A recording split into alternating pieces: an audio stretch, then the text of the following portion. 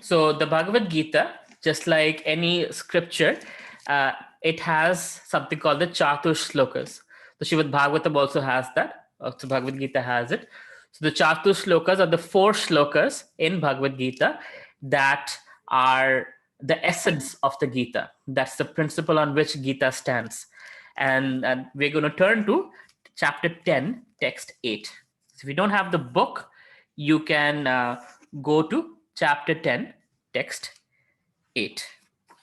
It's on vedabase.io, vedabase, vedabase.io. Chapter 10, text 8. Someone else read?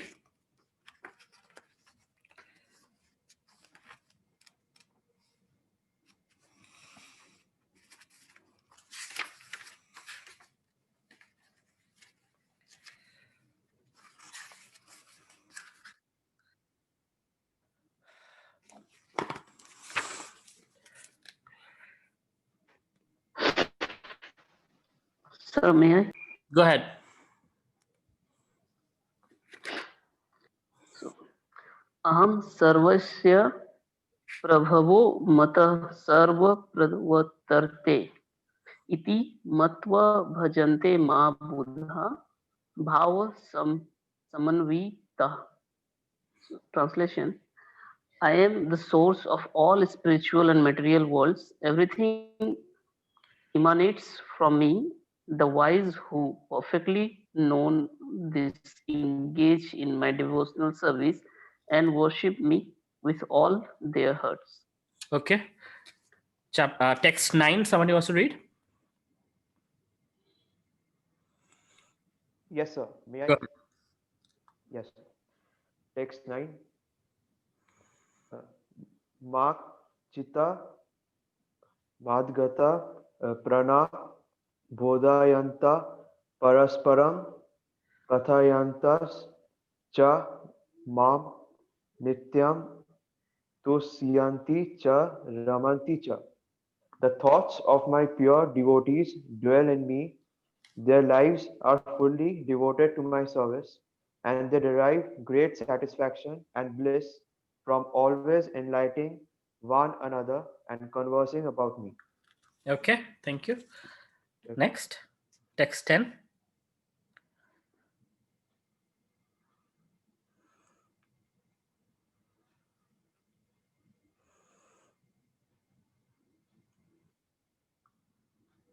Mr. Venkatesh, why don't you read? I never hear you read. You're muted. I don't want to stutter or make Please, any. it's okay. Nobody's judging you. Let me try. Yesham Satya Yuktanam Bhajatam Priti Purvakam Dadami Buddhi Yogam Tam Yena Aman Upayanti Te. To those who are conditionally, to those who are constantly devoted to serving me with love, I give the understanding by which they can come to me. Thank you very much. That wasn't too bad, was it? Text 11. It'd be nice if some Mataji can read it. Ladies.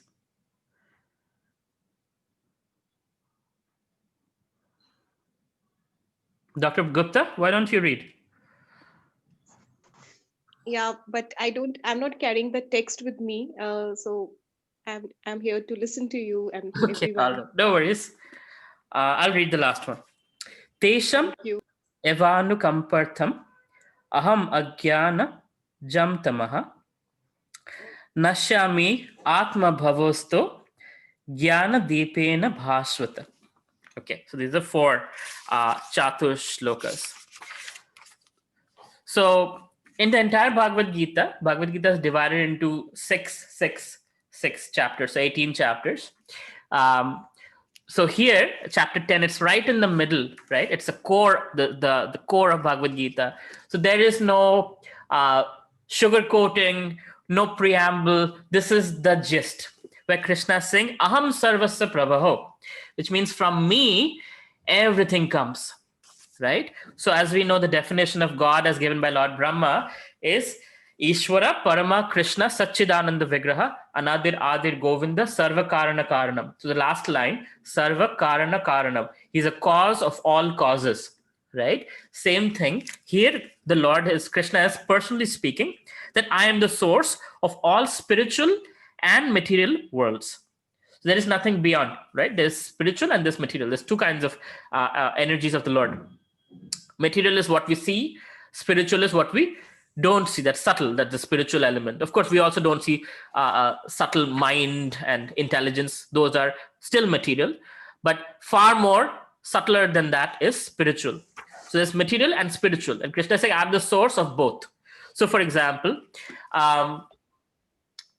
the electricity that comes from the grid, from the power grid to our houses, the same electricity we use during the summer season to heat up, to cool our rooms for air conditioning, and the same electricity we now use in our geysers to heat up the water, right? So same way, Krishna is the source of all material and spiritual things. He's saying, Aham Sarvasya Prabhaho, everything, Sarvasya. Everything emanates from me. The wise who perfectly know this engage in my devotional service and worship me with all their hearts. So the wise, so it takes some wisdom to understand it, right? A child might look at a car or a train and think it's running on its own. You know, it doesn't need anything to run. It's just magic. But then somebody who is an adult has intelligence to understand that without a driver or without somebody switching on something, you cannot run a vehicle. So there has to be a conscious being behind something that's mobile. So similarly, when we look at this creation, some people think it's just existing by itself and it just happens to be chance, right? So that's one school of thought, the chance, the randomness and all of that. And the other school of thought is creationist or intelligent design, that there is intelligence in every single design, right? Whether it's a cell or whether it's the atom or whether it's the solar system or the universe, which is beyond our conception even. But the point is there's intelligence everywhere we look, and it's well thought out, well designed such that they don't crash into each other. An electron doesn't crash into another electron, a planet doesn't crash into another planet. Right? So they're all well thought out. And with that perfect balance, we are all alive. The balance goes a little whack and we will all be dead, right? We move a little closer to the sun, whew, we're all gone, over and out. So the point is, we are in that perfect balance, in the perfect system created by the perfect creator. And that takes some wisdom to understand. Just like, for example, people find it difficult to understand, especially in the West. When I was studying in my college, and I was also studying philosophy, I gave a presentation on the soul. People found it very difficult to understand how can there be a soul. And thanks to Srila Prabhupada, I explained it with the simple example of a dead body and a living body, living person, right? Living person, Mr. So-and-so, when his body is lying there and he's gone, we say Mr. So-and-so has left his body. So who left the body? It's a conscious being. The same person you used to love, you don't feel anything looking at the body because you're not this body, you're spirit soul. But that takes wisdom, that takes intelligence to understand. It's not it's not something that people intuitively come to understanding. When we read this, then we realize, oh, acha, this is how it works. A conscious being inside a material body. So it takes wisdom to understand that there is a source of all sources who is also a conscious being, supremely conscious, and who is maintaining and sustaining all of that. And those who understand it, Krishna is saying, offer devotional service and worship me with love and all their hearts. In text 9, Krishna says that the thoughts of my pure devotees dwell in me, like Krishna is thinking about us, right? Their lives are fully devoted to my service. So when we serve Krishna, it's not like he's stone and he doesn't reciprocate or react or even realize. That's not true. Even if one does the slightest bit of service, Krishna acknowledges and he remembers. You dwell in Krishna's mind. right? That's what he's saying. He's the most grateful person you will find. So the thought of my pure devotees dwell in me. Their lives are fully devoted to my service, and they derive great satisfaction and bliss from always enlightening one another and conversing about me. So those who are Krishna's pure devotees, they enjoy talking about the Lord. Just like today we have a lot of influencers and actors and celebrities and whatnot, right? And there are people who have gossip columns about them, who have TV shows gossiping about celebrities and whatnot. That's their life, right? They talk about their stars, and that's what they love about. Whether it's a cricket star or a movie star or whatever else. Similarly, for the ultimate celebrity, Krishna, his pure devotees love talking about him, right? Now, whether it's in this planetary system or whether it's in Goloka, where the gopis, they talk about Krishna all day long. Oh, Krishna is so beautiful, and Krishna dances like this, and he does that. Throughout the day, the gopis are talking about Krishna. And throughout the night, the Gopas, the friends of Krishna, are talking about Krishna. Oh, Krishna killed this demon, and Krishna is so wonderful, and he plays the flute so beautifully. He has control over all the cows and calves and whatnot. Right? So, just to give an example. And they derive a lot of happiness by gossiping, by talking about Krishna. Gossiping, not in a negative sense, but by glorifying him, by talking about him. The content, the subject matter of conversation is Krishna Leela, about the glories of the Lord. And that gives immense pleasure to the heart. That's why we keep repeating the same stories, and it never gets boring. It's always wonderful to hear Krishna lifting the Govardhan hill, or Krishna stealing butter, or Krishna, the Bhagavad Gita speaking at the battlefield of Kurukshetra to his dear friend, or anything else. So it's not a mundane story that gets old. Once you watch a movie, you're done. You don't want to watch it again for the next 10 years. It's not like that with Krishna Leela. It is very, very special. It's transcendental. It's spiritual in nature. So it never gets old. You can keep hearing it, and it's always fresh, and it always enlightens the heart of a pure devotee. Now, those who don't feel that attraction, that means that there is some impurities in the heart, and that's why the attraction isn't there.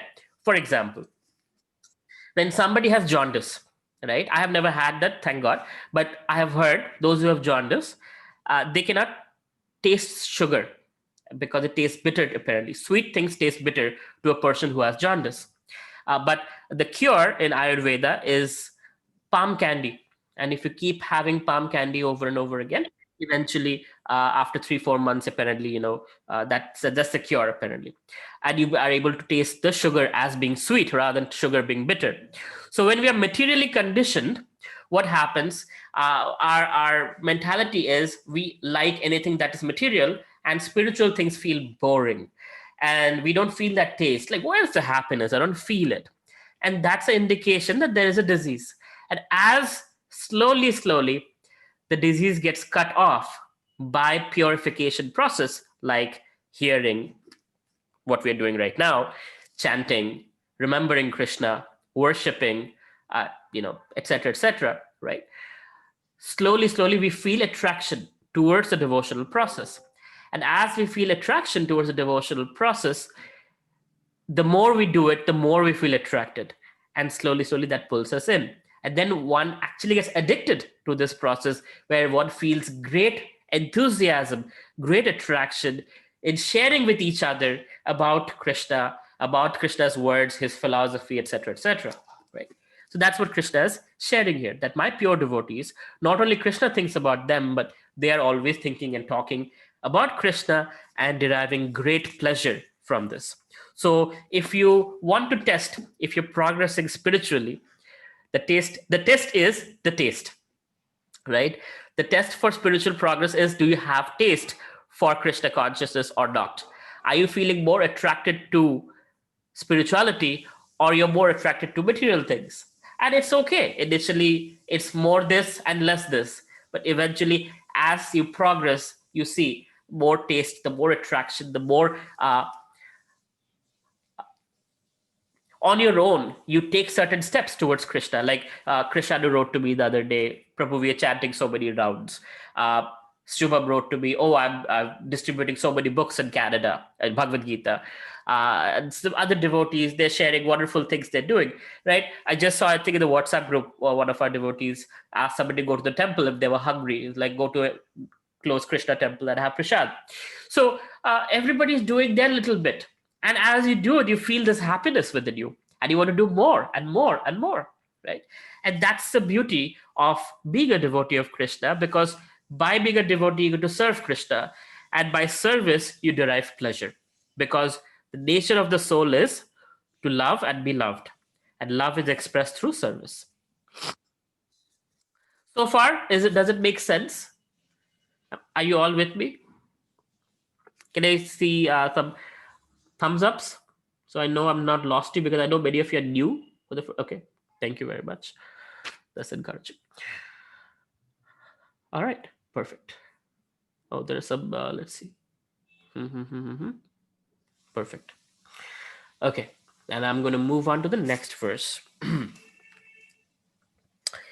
Tesham satatayuktanam bhajatam pritipurvakam dadami buddhi yogam tam yena mam upayantite. To those who are constantly devoted to serving me with love, I give the understanding by which they can come to me. Right? So some people ask me, okay, somebody born in, let's say, the Amazon forest, never heard of Krishna, and would never have access to it. So how is it fair that that person doesn't have access to Krishna? Now here Krishna is saying it, that if somebody is sincerely looking for me, dadami buddhi yogam, dadami means I give. Dadami buddhi yogam tam, I give you the intelligence by which you can connect back to me. Yena mam upayantite. Mam, you connect with me, right? So I'll give a real life example of this, a story.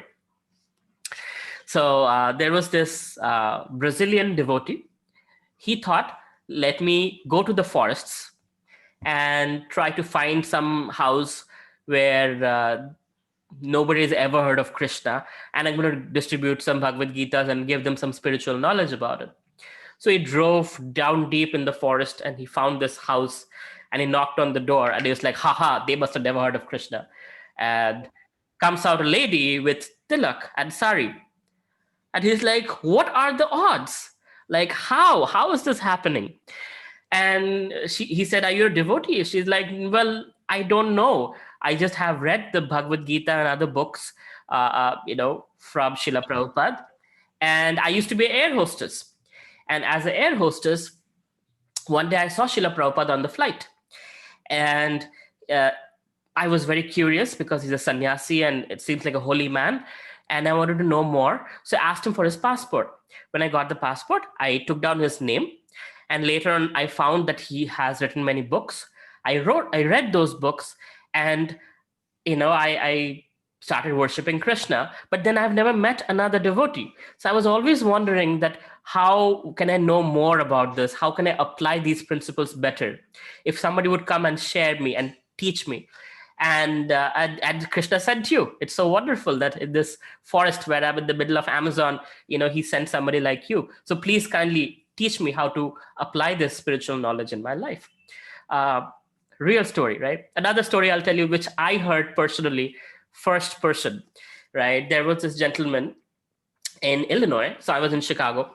So he was in Illinois. One day he drove to the forest with his car and his dog.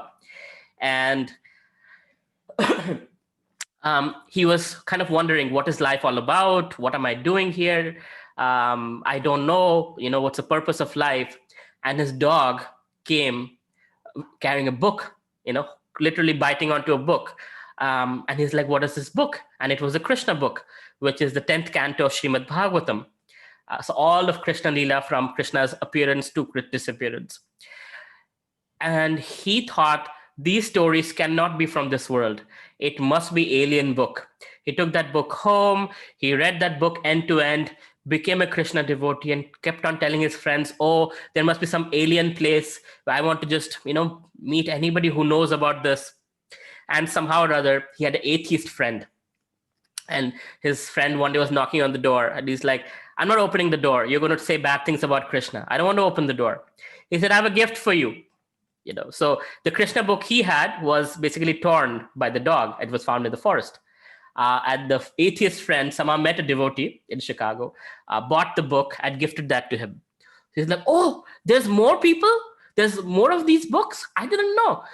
And then he found a card that had the temple address, which was at that time in Evanston. He immediately got in his car, drove to the temple, met the devotees. Like, oh my God, I did not know I could meet more people who are Krishna devotees. That's so amazing. And he still is a devotee. And he was buying a one-way ticket to India because he's old now and he wants to leave his body in Vrindavan. So before leaving, he stopped by Chicago, met me, and I asked him some questions and he gave me the story. And I was like, wow. So Krishna can find you in a forest, and even a dog can pick up the book and bring it to you if you're looking for him. So I have a lot of faith in this verse that Krishna says, Tesham satata yuktanam bhajatam pritipurvakam dadami buddhyugam tam yena mam upayantite.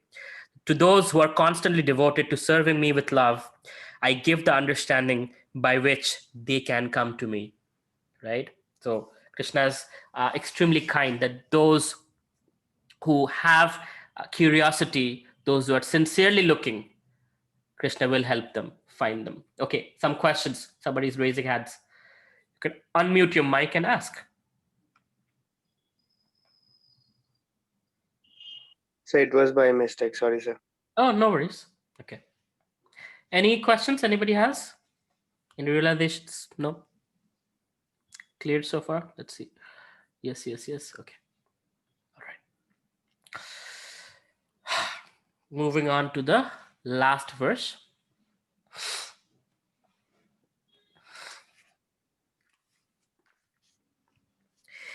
Tesham evanukampartham aham agyan jamtamaha nasyami atma bhavasto jnana deepena bhasvata.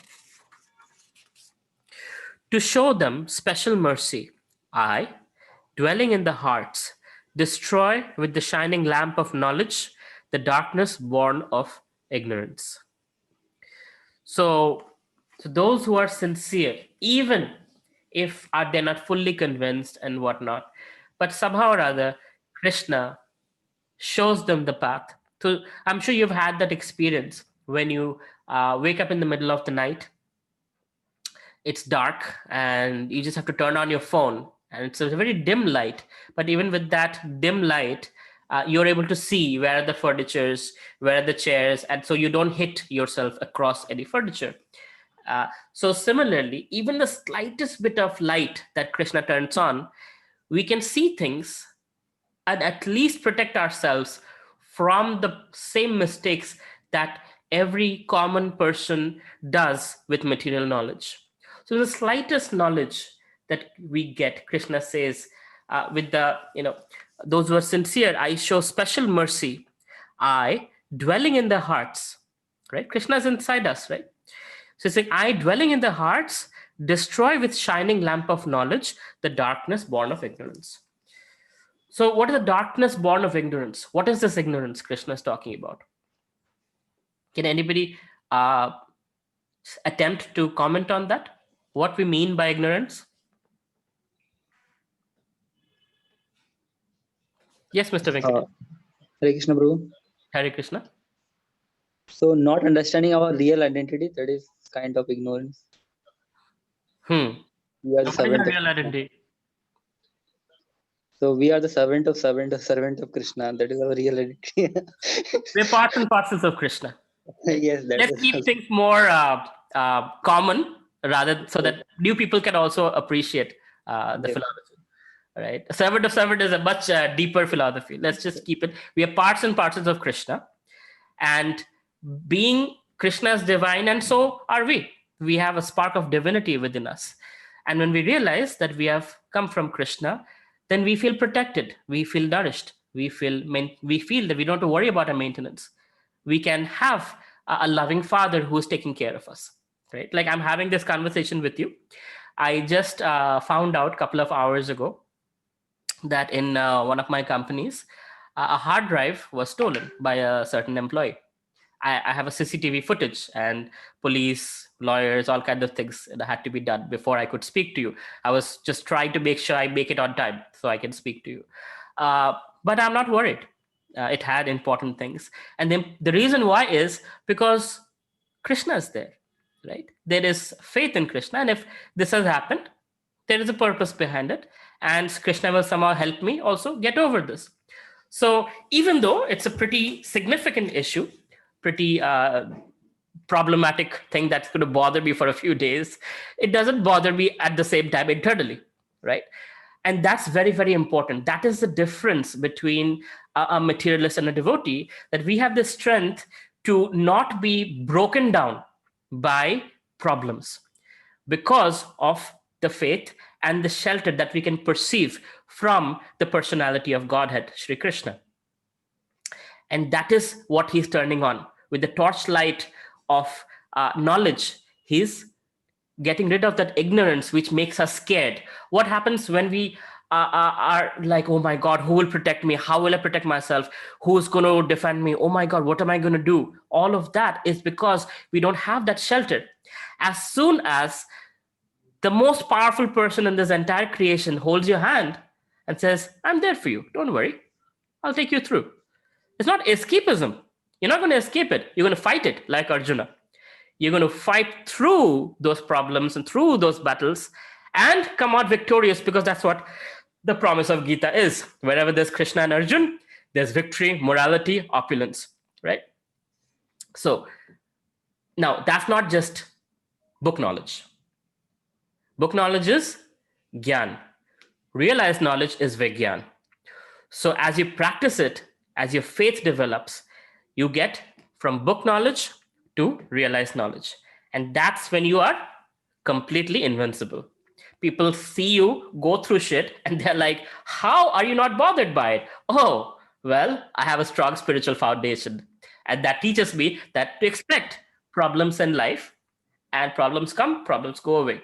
Right? Especially as entrepreneurs, business folks, all of you can appreciate that. There's sometimes money, sometimes not money. Sometimes, you have a lot of liquidity, sometimes not, but you have to still pay your employees, still pay the taxes, still pay your GST, and still, everybody else has their expectations on you from family and whatnot. And you have to keep doing all of those things with a smiling face, right?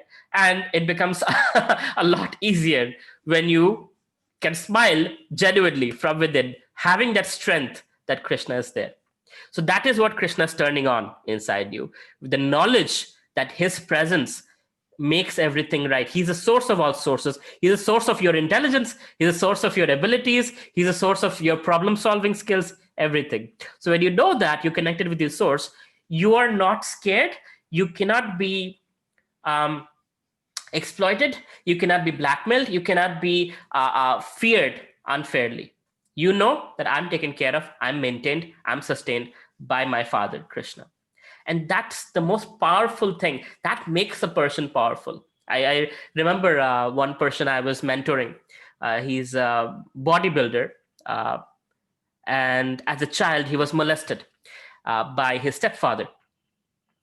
And his mother had 3 marriages. He has gone through many difficult times as a child. So as a teenager, he started going to the gym and working out. And he's this massive muscular guy. And he says, Avello, behind this muscular body is a scared child. I do not want someone else to molest me. And that's why I built my body. So if somebody comes, I can beat them and protect myself.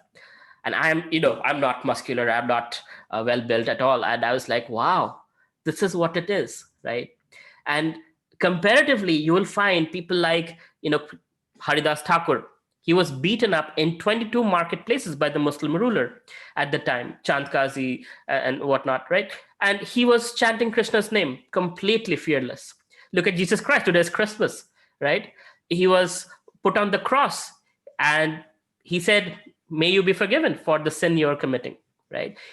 Being on the cross, his hands nailed, his feet nailed, everything else, he was able to still be divine. He was still able to forgive those who are causing him that pain.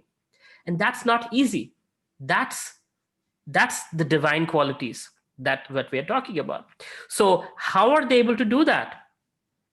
Because they are strong. They might not be physically muscular or abs or whatever, but they're extremely strong people by the dint of their faith in God. Jesus never called himself God. He said, I'm the son of God. And just like all of us, we are all children of God. Krishna says, Aham bija pradapitaha. I am the seed giving father. You're my child, right? So it's not just Jesus. It's all of us. We are children of God. And so just like Jesus had that ability, that strength to be kind to those who are, doing him a disservice, and that's a testament. So we should also have that strength to be dharmic, even in the face of difficulties, right? That's strength. And that is bravery also. Not lie, not give bribe, not fall prey to all the wrong things in the world. Not by just voice and talking about it and Facebook shares, but actually through action. That takes strength. And that is a strength Krishna provides. Arjun didn't want to fight the war. Krishna's like, do it for the right reason. A woman was disrobed in public. You need to right the wrong. We tried in peaceful ways, didn't work. It's your duty as a Kshatriya to protect those who are innocent. This is the Dharma Yuddha. You have to fight this war. With that understanding, with that strength, Krishna on his chariot, he went and fought. So that's the strength that Krishna gives through this knowledge, is the strength of character, the strength that we see in even people like Gandhi, right? British had the force, they had the best weapons, the best things, but Gandhi had the steadfastness, right? And that was from his spiritual foundation. So you see spiritual people who are really deeply spiritual people have very strong bravery, strong character, and they can be bent but not broken, right? So that's very important to understand, especially in today's world when everything is topsy-turvy and everything is driven by fear. Those of us who are driven by love, who are driven by God consciousness, we need to make an example so others can put faith that, wow, this kind of lifestyle is also possible. And if we become successful as entrepreneurs and CEOs and doctors and professors, then trust me, others will also follow our path. Because if they could do it, we could also do it.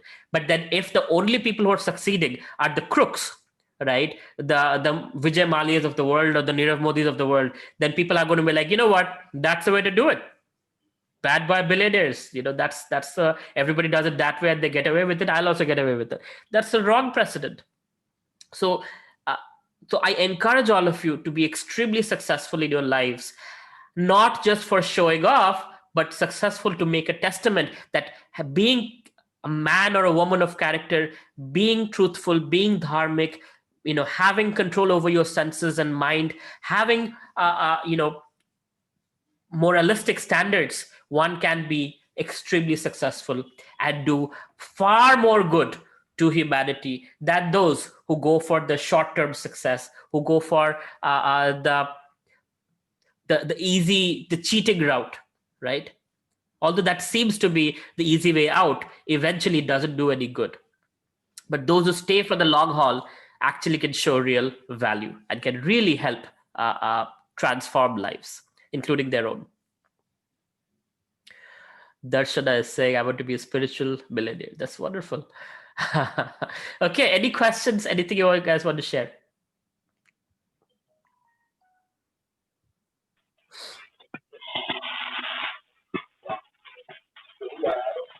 Yes, Sohel, go ahead.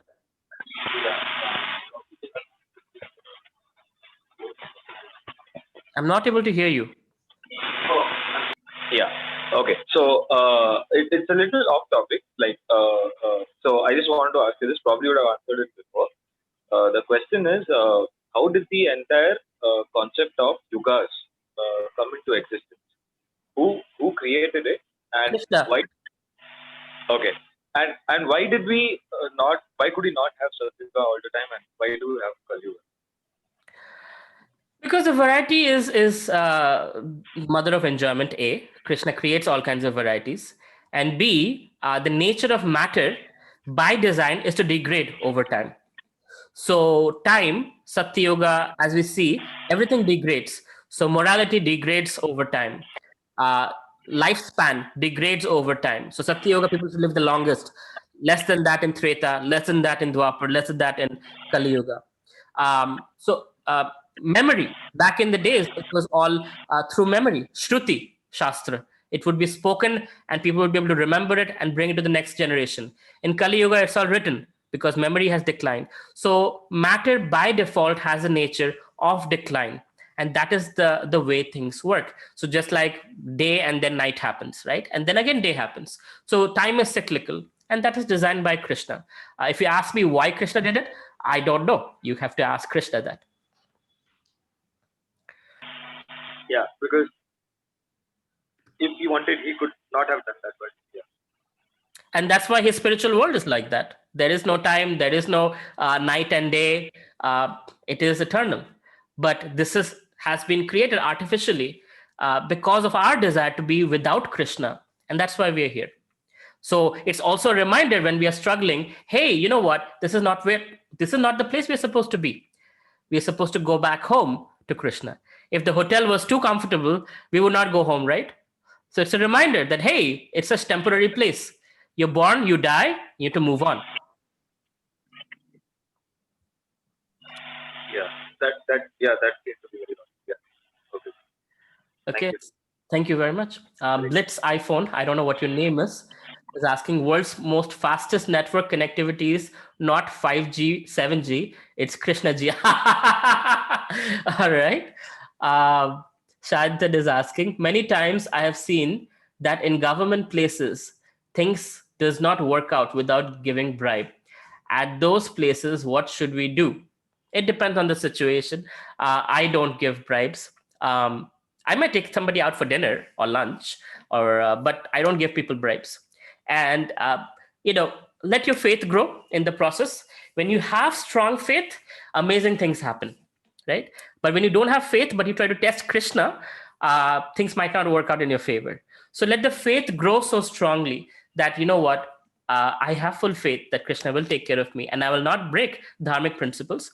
And nature will act differently for you, thanks to Krishna, versus how it works for everybody else. But don't do it prematurely. Do it under guidance. Anant, okay. Harsh Junjunwala is saying, Hare Krishna Prabhuji, do you fast totally Nirjala on Ekadashi? If yes, then what keeps you this much proactive the whole day? No, Harsh, I don't do that. I'm really averse to fasting. I fast till noon. That's about it. And then after that, I don't eat grains and pulses, but everything. But Ekadashi is only once a day, and only one Ekadashi I fast throughout the day from water and food. That is Bhima Ekadashi, because it was meant for Bhima. He couldn't fast. So Krishna said, okay, one day a year you'll have to fast. And so that day I also fast. Okay. Akshat.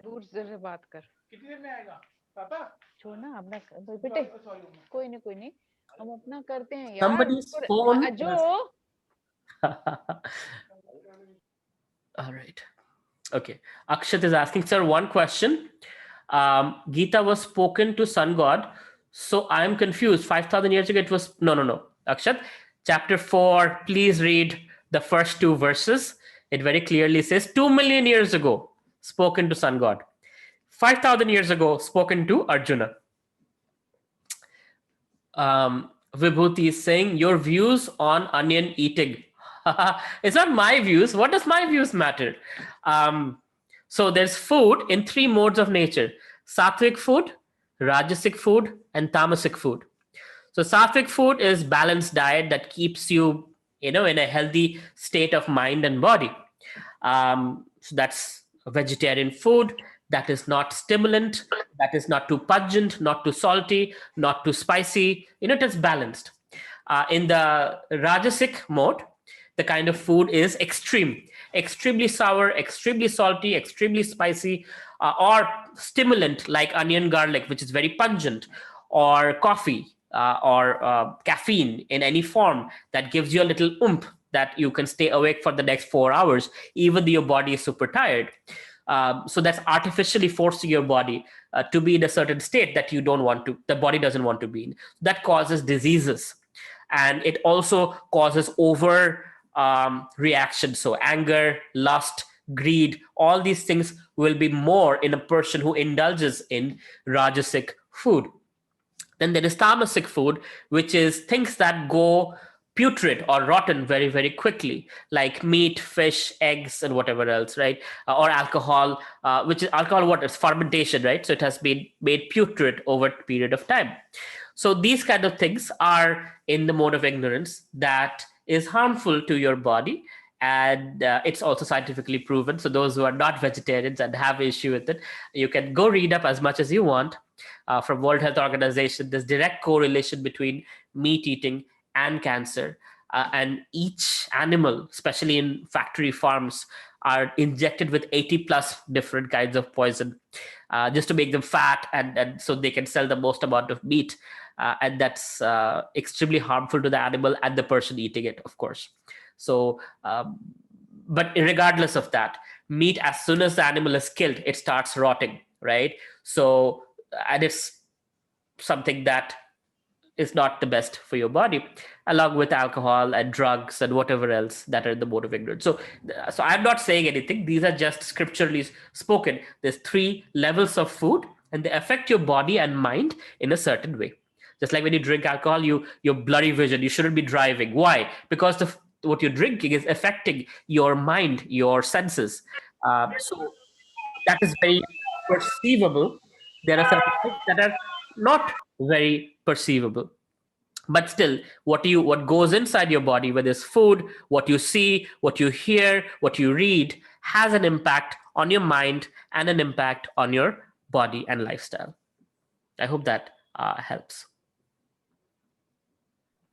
Are 3 modes influencing bhakti? No. Bhakti is not influenced by anything material. Bhakti is completely spiritual. Okay. Who's Bit's iPhone? At least rename yourself so I know who you are. And if you have a question, do ask. Okay. Vidhikar Vidhal. What if someone offering Rajasic, Tamasic food to God and then eating, thus food becomes sattvic thereafter? The mood is nice that you want to offer something to God. But bhakti means you offer somebody something that they like to eat, right? So if I'm allergic to corn and you give me corn, I appreciate that you're offering me that, but I would more appreciate if you give me something that you know I like. Maybe that is rasgullas, right? So similarly, bhakti means loving devotional service. So you can only offer with bhakti something that the other person will accept. So if you want to offer to Krishna, offer him sattvic food, because in chapter 9, text 26, I believe, Krishna says, Patram pushpam phalam toyam, right?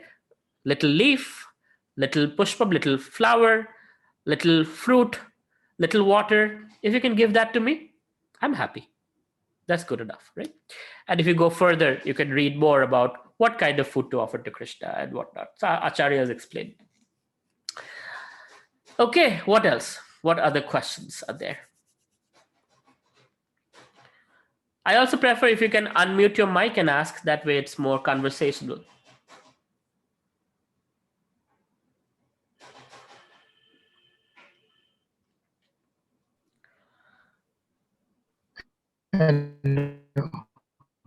Hello?